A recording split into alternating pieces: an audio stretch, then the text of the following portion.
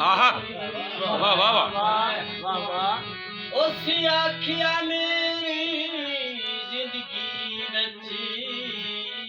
ਇੱਕ ਇਹੋ ਜਿਹੀ ਰਾਤ ਆਈ ਆਹਾ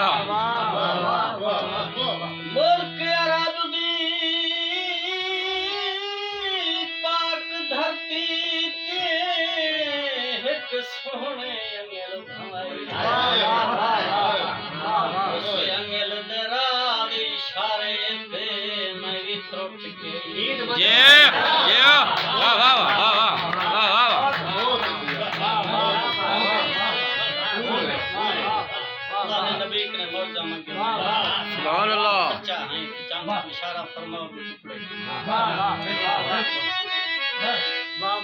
मैं पूछया ईद दे चंद कोलों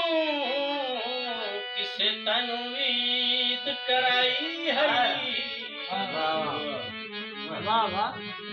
उस आखिया मेरी